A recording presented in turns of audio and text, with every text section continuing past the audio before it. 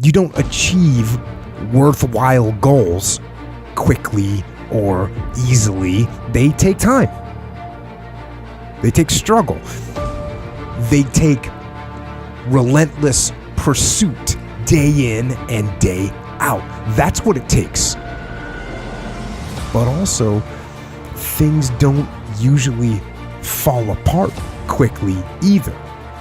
At least at first, it's a slow process. A little slip here, a little setback over there, a little wearing down of discipline and will over time. That's the thing. Success and failure are generally slow processes, either slowly building things up or gradually tearing them down. And that's why I say you've got to pay attention.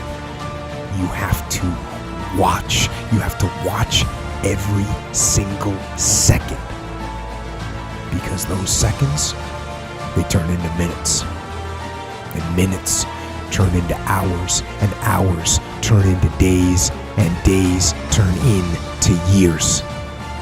And so that second that just went by, that counted. And so did that second. And so did that one.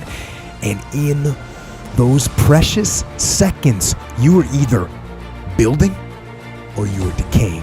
You were either gaining ground or you were losing ground in that second.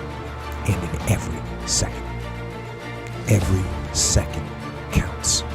So make every second count. Well, you should be afraid of taking risks and pursuing something meaningful. But you should be more afraid of staying where you are if it's making you miserable. It's like the first thing you want to do is dispense with the idea that you get to have any permanent security outside of your ability to contend and adapt. It's the same issue with children. It's like you're paying a price by sitting there being miserable. You might say, well, the devil I know is better than the one I don't. It's like, don't be so sure of that. The clock is ticking. Yeah. And if you're miserable in your job now and you change nothing, in 5 years you'll be much more miserable and you'll be a lot older. It's a luxury to pursue what makes you happy. It's a moral obligation to pursue what you find meaningful. And that doesn't mean it's easy. You know, if you take people, and I've told you this, and you expose them voluntarily to things that they are avoiding and are afraid of, you know, that they know they need to overcome in order to meet their goals, their self-defined goals.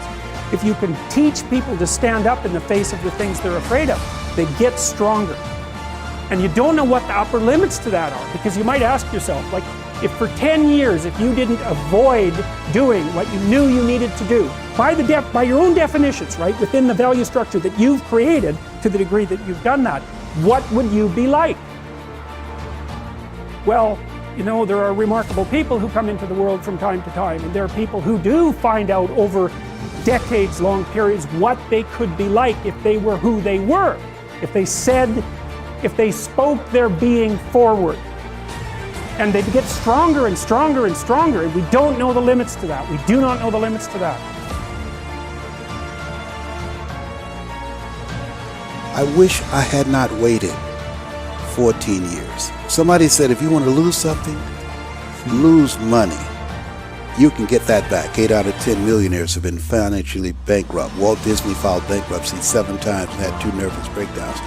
But don't lose time. There were 14 years I sat on the sideline. 14 years I said, I don't have an investor in me like Tony Robbins. 14 years that said, I don't have an MBA or a PhD, and I can't compete with these guys. I have the complexion of rejection. 14 years I silenced myself. Wow. And so I regret that, because there's some people that maybe if they'd heard my voice, they would not have turned to drugs.